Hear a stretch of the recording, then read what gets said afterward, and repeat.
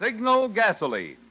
Signal, the new gasoline you can prove is superior.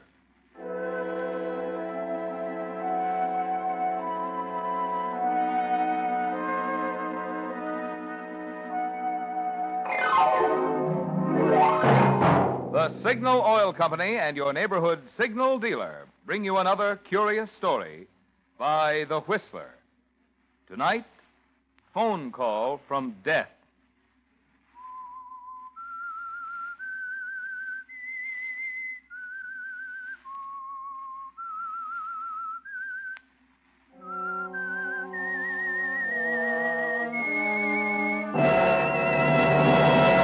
I am the Whistler, and I know many things, for I walk by night. I know many strange tales hidden in the hearts of men and women who have stepped into the shadows. Yes, I know the nameless terrors of which they dare not speak.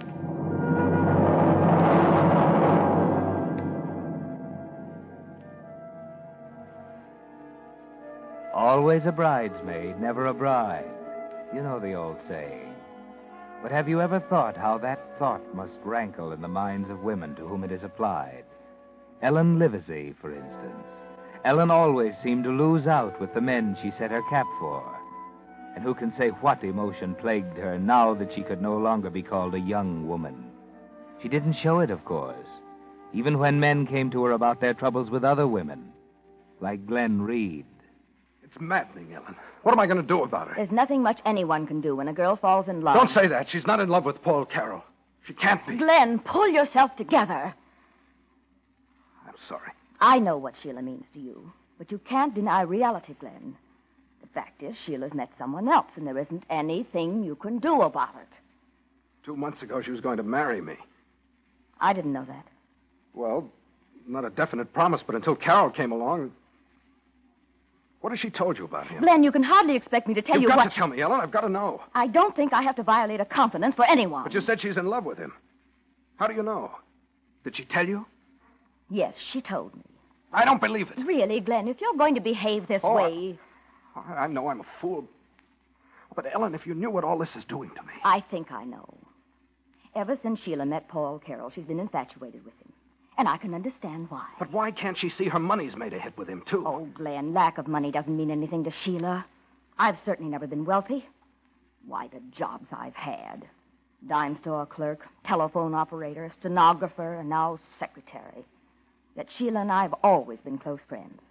Very close. Ellen, I'd do anything. Humiliate myself. Anything, if she'd only let me talk to her. Do you want me to call her for you, Glenn? Oh, no. No, I wouldn't want you to do that. Yes, you would. When you called me this afternoon, I knew that's what you wanted me to do. I'll call her right now. Well, all right, if it isn't too much trouble. You know it isn't. Oh, that's a silly thing to do. I started to dial the wrong number. Well, good heavens. Hello? Why, Sheila, what a coincidence. I was just trying to get you... Sheila, what is it? What's the matter, Ellen? Sheila, I can't understand you. Sheila! Sheila! Ellen, what's wrong? What's happened? I don't know exactly. She seemed terrified, something about someone trying to break into her apartment. And then her voice seemed smothered, and we were cut off. Oh, good Lord, we'd better get over there. Well, I'll call the police. Maybe they can get there quicker.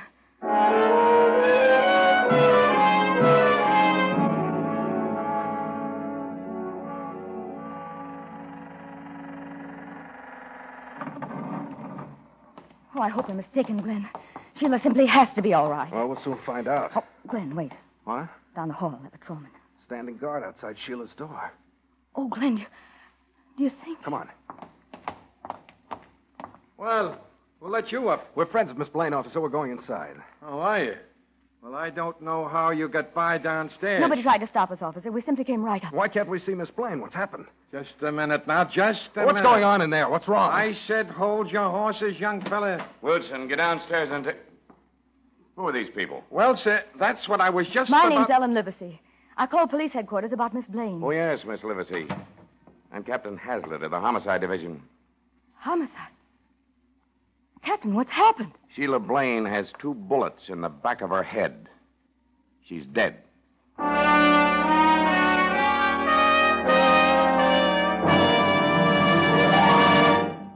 Wait a minute. Have you tried new Signal gasoline? That new super fuel that offers you premium performance at no extra cost?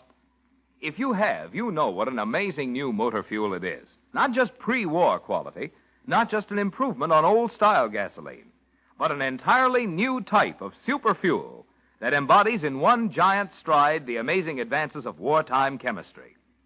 For Signal is the new gasoline you can prove is superior. With new Signal in your tank, you immediately notice 1, quicker starting the moment you touch the button. 2, faster pickup. You actually feel it. 3, higher anti-knock. Just listen to that old motor purr, even on the steepest hills. And 4, you'll find you go farther than ever on new Signal, because you'll be shifting less, enjoying more economical high-gear miles. For you folks who like proof, there's a scientific reason why new Signal gives you all these advantages, and I'll be back later to tell you about that. But for the best proof of all, let a tank full of new Signal talk for itself in your own car. Let the quicker starting, faster pickup, higher anti-knock, and longer mileage show you why new Signal is the new post-war gasoline you can prove is superior. And now, back to the Whistler.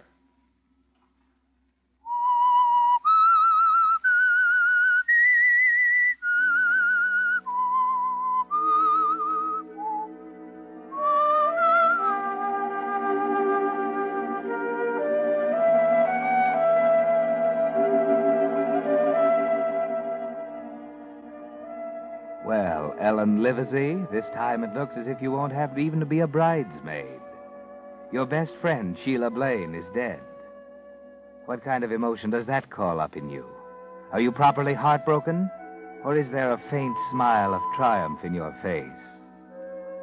The following morning, when Captain Hazlitt called you, Glenn Reed, and Paul Carroll to his office at police headquarters. Yeah. Now, I'll tell you frankly, we haven't developed a single lead on Miss Blaine's murder since last night. You three seem to have been her closest friends, though, so if there's anything you can tell me... What do you want to know, Captain? Well, you've already told me how Miss Blaine called you. By the way, I'd like to thank you for calling headquarters so promptly. Oh, I thought it was the thing to do, Captain. As I understand it, you knew Miss Blaine intimately. Yes, we've been friends since we were in school. Had her life ever been threatened before? There was no reason for anybody to threaten her, Captain. Ah. You were with Miss Livesey when Miss Blaine called. That's right, at 7:30. And you, Mr. Carroll, you were at a movie at that time. Well, from what I've heard, I must have been inside the Regal Theater when it happened. Miss Blaine made her phone call at 7:30. Apparently, she was killed immediately after that. What time did you get home? Just after 11. One of your men was waiting for me. What time did you enter the theater? Just after 7. Wasn't that a little early for you to attend a movie? Well, I don't see why. I hadn't anything to do last evening. Decided to drop in as I was passing by. Can you prove you were there? Now, look here, if you're implying I had anything to do with this, I would... Someone's been murdered, Mr. Carroll. It's my job to try to find out who did it. I have to start with those who might have done it. And you mean to say I'm one of them? Why not? Well, what motive would I have? Motives are usually and can easily be found. Does that mean Miss Livesey and Reed are under suspicion, too? Everyone's under suspicion, Mr. Carroll. We suspect everyone at this stage of the game. I went to the Regal Theater last night, Hazlitt. I was there from 7 until 10:30. We can check it anyway. How long had you known Miss Blaine? 6 weeks. You were, quite friendly? We were going to be married. You're a liar. Just a minute, Mr. Reed. He's lying. They weren't going to get married. Glenn, please control yourself. Oh, we just have his word for it. Sheila never told anyone. Get hold of yourself, Reed. I take it you were, on friendly terms with Miss Blaine, too. I was in love with her. And Carroll says he was going to marry her. I told you he was lying. You're talking pretty carelessly, Reed. I'd watch myself if I were you. What are you doing, warning me? I'm telling you to use a little common sense. Because if you don't, I'll get what Sheila got, huh? Why, you dirty down, little down. Take it easy. You're both under a strain, but so is Miss Livesey. I'm ready to tell you whatever I can, Captain. No, thanks. I suggest you all go home now. But I thought you had questions to ask us. I'll do that later. One at a time. Then we're free to go now? Yes. What about Sheila's murder? Is this all you intend to do about it? We'll go on checking into it, Mr. Reed. But she's dead. Don't you understand that? Somebody's killed her. Somebody's got to pay for that. We'll go on checking, Mr. Reed. Haven't you any ideas or theories at all? Right now, I'd say the coroner's jury will have to hand in a verdict of homicide by person or persons unknown. We get those cases every so often. Sneak thieves, intruders, surprised by their victims. Kill, get away. Sheila wasn't killed by any sneak thief. How do you know? Well, I don't know for sure, but it couldn't have been that. Go home and get some sleep, Mr. Reed. I'll call you if I want you. Thanks for your cooperation, everyone. Thank you, Captain. Paul, Yes, Helen. will you be good enough to take me home now?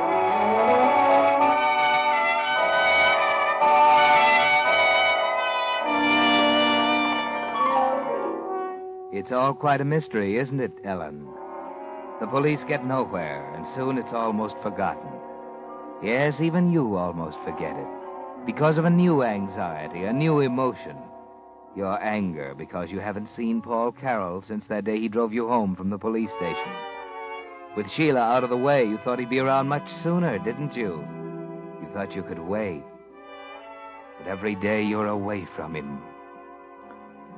Well, he's very much in your mind the afternoon you face Wilson Andrews in his office. Wilson Andrews, Sheila's attorney. Before Miss Blaine's will is admitted to probate, Miss Livesey, I'd like you to read it, or if you prefer, I'll read it to you to give you the gist of its contents. Mr. Andrews, are you telling me I'm one of Sheila's heirs? Her only heir, my dear. Oh, no, that isn't possible. Surely you don't object Oh, to... but I couldn't. I couldn't take her money. My dear Miss Livesey, she wanted you to inherit her estate. And surely you can use $30,000. Well,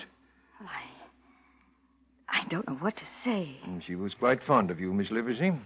I'll always remember her great glee in describing how surprised you'd be. And Yes, I can imagine. if there are any questions you wish to ask, why... I think not, Mr. Andrews. Very well. Oh, yes, there's one question.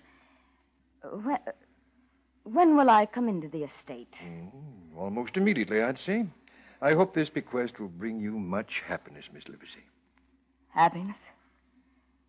Why, yes, perhaps it will. Perhaps it will.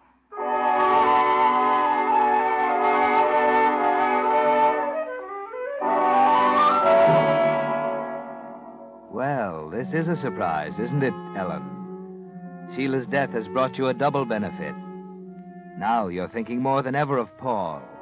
And now that you've become moderately wealthy, why shouldn't you put your money to good use? The clothes you've never had, a new, bigger apartment, a chance to make Paul Carroll notice you. But instead of Paul, across the luncheon table from you, you find Glenn Reed. You're looking awfully attractive, Ellen. New hat. Knew everything. I felt guilty about it all until all the time I was splurging. Yet I knew it was exactly what Sheila would have wanted me to do. Why did you invite me to lunch, Glenn? I had to talk to someone. The police still haven't made any arrests. They won't arrest anyone the way they're going about it. It wasn't any sneak thief who killed Sheila. What makes you so sure of that? It couldn't have been. It had to be somebody else. That isn't enough to go on, Glenn. You'll need evidence of some kind to make the police change their mind. I don't have any evidence, but I have a pretty good hunch. You mean you suspect somebody? Paul Carroll. Oh, now, Glenn, that's ridiculous. Is it? You know Paul can't be guilty. He was at a movie when it happened. The police even found an usher who remembered But him. that doesn't mean anything. He could have sneaked out a side exit soon after he went inside. Nobody remembered seeing him come out. But what motive could he have? Why would he want to do it? Because he found out he wasn't named in Sheila's will.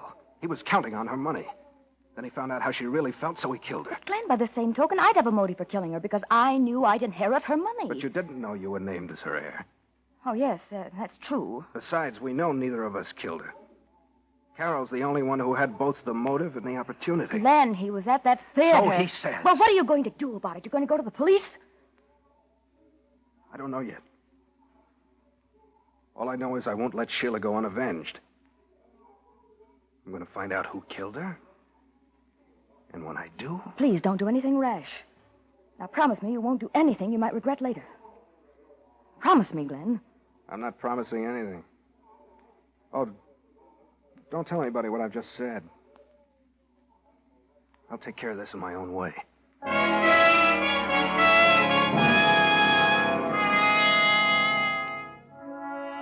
Well, Ellen, this might be dangerous to your plans. Suppose Glenn does do something to Paul Carroll, the man you love. But wait, Ellen. Suppose Paul did kill Sheila. You wouldn't want the murder of your best friend to go unavenged, would you? Or would you? Love is a very strong emotion, even when it's one-sided. You haven't seen Paul for weeks. He hasn't called you up at all. Never mind. Now you have an excuse, Ellen. An excellent excuse for seeing him. You like my hat, Paul? Oh, yes. Very nice. The very first time I've worn it. Oh, is it? You've never noticed anything I've worn, have you, Paul? What? What makes you say that? Oh, no reason. Why did you want to see me, Ellen? Oh, because we both loved Sheila. And because I haven't seen you since it happened. Well, I meant to call you and congratulate you on inheriting her estate, but somehow I didn't get around to it. Shall I consider myself congratulated now? If you like. You've changed, Paul. You're not the same at all. Maybe I've good reason for it. Were you so much in love with her?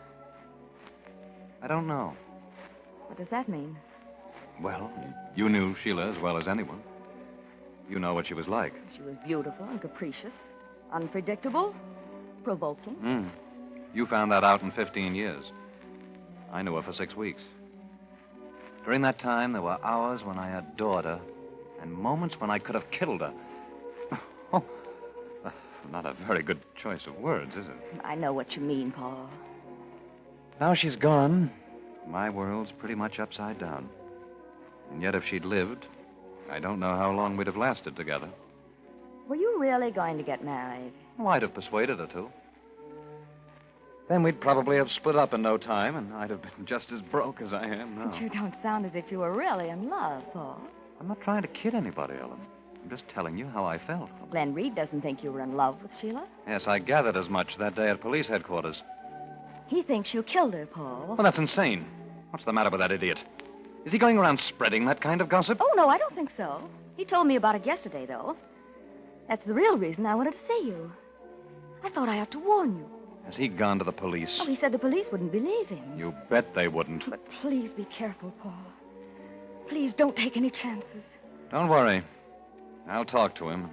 Get him straightened out. Oh, no, please don't go near him. No, that might only stir up trouble. And if anything happened to you, Paul...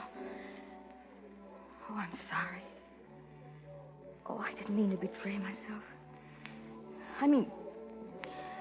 Oh, it's shameless of me to talk like this. But I'm free to tell you now. I'm in love with you. And if anything Ellen, happened... don't. If anything at all happened to you... I could never tell you before. Sheila was my dearest friend. But just like Sheila, the first time I saw you, I fell in love with you, too. Now you know. Oh, I'm a fool for telling you this way. But I don't care. I have money now, Paul. We can share it together. I'm not ashamed of myself. I'm proud. I want to stand up here and tell everyone. Ellen, I think we'd better go. Oh, Paul, please. Please let me finish. It wouldn't do any good, Ellen. Oh. I'm sorry. I don't know what else to say. There's nothing else to say, Paul. Shall we go?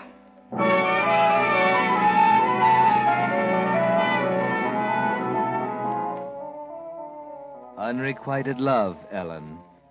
Yes, you can go on hoping, but deep down inside, you know he meant it. He'll never love you. The anguish and torment of that thought gives you many a sleepless night. You go on hoping, but as the days go by, you need more than hope. You must see him, hear his voice. Well, then forget your pride, Ellen. You did once before. Hello? Oh, hello, Paul. I want to apologize for my stupid behavior last Wednesday. I wanted to call you before, but I couldn't muster enough courage until now. Oh, no, there wasn't anything else you could say. Well, that's awfully sweet of you. Can't we make amends? Or perhaps if we had dinner together some evening? Oh, I see. Yes, of course. Well, if you'll call me when you get back. Yes, Paul, yes. Goodbye. When you get back. When you get back.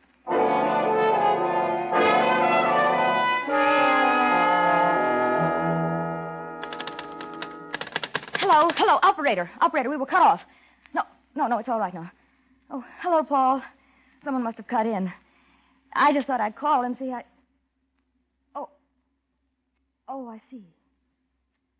Well, I thought now that you're back, you... All right, Paul. Yes, I understand. Goodbye. Too busy.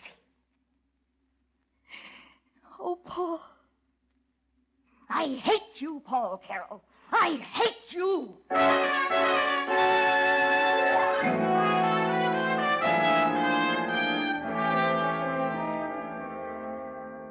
You never thought you'd say those words, did you, Ellen? You didn't remember that love is an emotion very close to hate. But now you know. Paul Carroll doesn't love you, never will love you. He's avoiding you. He's too busy. You hate him now, don't you, Ellen? You're going to take that hate out in action, something drastic, aren't you? Hello, Glenn Reed? Oh, hello, Glenn. This is Ellen. Yes, I know. I haven't seen you for ages. Could I see you tonight, Glenn? It's really important. About Paul Carroll. No, I can't tell you now. Can you come to my apartment tonight? Oh, say 8 o'clock. All right. I'll be expecting you.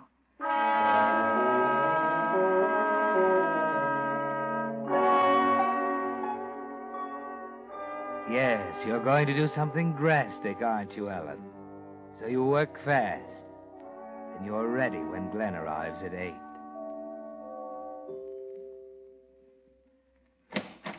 Why, hello, Glenn. Do come in. Thanks. You haven't seen my new apartment before, have you? No, I haven't. It's pretty swank. Said you had something to tell me about Paul Carroll, Ellen. What is it? Well, please sit down first. You make me uncomfortable I think standing I'll that stand. way. What's happened? Well, it's a little hard to tell. Especially after I wouldn't believe you. My suspicions about Carroll, you mean? Yes. I saw Paul several weeks ago, just before he went out of town. He acted rather strangely at that time. Then I talked to him on the phone today, and... Well, now I'm inclined to think you're right. Something he said aroused my suspicions. What was that? Well, we were chatting casually, something about radio shows, when Paul mentioned a certain program. And he suddenly changed the subject. Later, I realized why. He talked about a program that was on the air while he was supposed to be at the theater the night Sheila was murdered. Are you sure of that, Well, Ellen? I wouldn't have called you if I weren't. First, I thought of calling the police, but then I could see the evidence would seem so flimsy to Captain Hazlitt. Yes, you're right. If we could see Paul alone, just the two of us with him, and trick him into confessing. How? Well, I could invite him to the apartment tonight. I'll tell him you're here, and then when he That arrives... wouldn't do any good, Ellen. I think it would. I'll give him a ring. I wouldn't do that, Ellen. Nonsense. We both want to avenge Sheila's death, don't we? But if you'll only listen to me... Oh, always making that mistake. I keep dialing Sheila's old number. Oh, good heavens, that startled me. Hello? Oh, well, hello, Paul. I was just about to call you. Yes, I wanted to invite you over. Oh, don't say you can't come. Well, I suppose I could. Mm-hmm. All right, Paul. Yes, I'll be there. Goodbye. Well, that wasn't hard. He won't come here, but he'll be glad to see me at his place. He won't expect to see you with me, so we may be able to surprise him. I don't think so, Ellen. Why not? We're not going to visit Carroll. I thought we'd agreed. Let me have the phone, Ellen. Glenn, what in the Let world? me have it. Really, Glenn? Very well. What in the world are you... Glenn, I demand an explanation. Why don't you answer it? Oh, there's no use stalling, Ellen. I watched you dial. You see, you didn't dial Sheila's old number. You faked that call to Carroll. That's absurd. I don't know what you're talking about. Don't you? Well, listen. There's nobody on the line, you see. Because the 4 numbers I just dialed make your own phone ring. You didn't talk to Paul Carroll just now. Really, Glenn, I'm not going to sit here and You let couldn't you have tell... talked to Carroll. I know that, Ellen. You see, I've already killed him.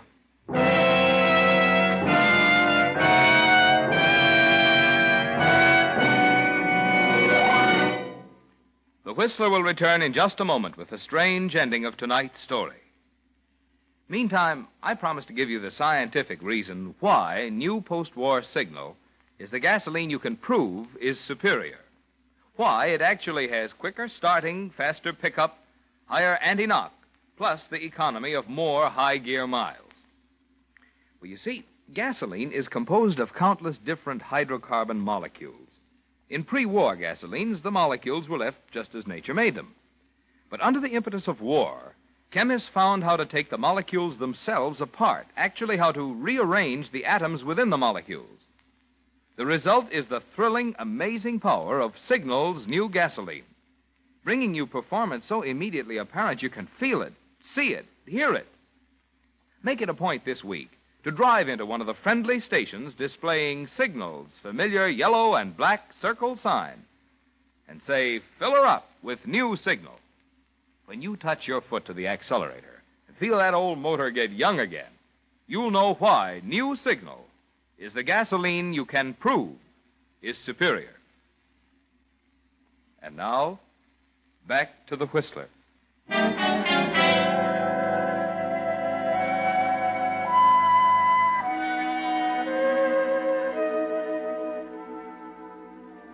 The unexpected can be a physical blow, can't it, Alan? Almost like the promise of death itself. Glenn's words completely upset your elaborate little scheme. You stand in horror as it crumbles about you. Glenn, you can't be serious. I can't believe it. Oh, yes. I've been following him for weeks because I thought he'd killed Sheila. I saw the two of you in that restaurant several weeks ago, and I saw you go into his apartment earlier this season. Oh, no, you couldn't. I went in after you left. He was sitting in his chair, his back to me. Crept up behind him, a heavy metal lamp from an end table in my hand, and then no one saw me go in or out of his flat. Oh, Glenn, you fool. You fool. I came here to tell you about it before giving myself up, but then you faked that call from him. Puzzled me at first, but not now, Ellen. Ellen, you faked that call from Sheila, too. You killed Sheila. Oh, Glenn, listen. Listen to me. Let me explain. Answer me. I know you killed her, but why? How could you do it? Because she'd always had everything I didn't have. Money, beauty, popularity. And then Paul came along, and she got him, too. I couldn't let her take him, so Yes, I killed her. And then I made my own phone ring while you were with me. I learned how when I was an operator. So you killed Sheila, your friend, knowing all the time I talked to you about her that night that she was already dead. If it hadn't been for you, I wouldn't have killed Carol. But Glenn, let me tell you. You didn't kill him. He was already dead. You killed him, too? Don't come near me. I shot him, and I made it look like suicide, as if he'd killed Sheila. We'd both have been avenged if you hadn't meddled. You meddled. We'd have gotten away with it. You won't get away with anything again, Ellen. What do you mean? What do you mean? What are you doing? I told you if I ever found Sheila's murderer, I'd avenge her. Glenn! No!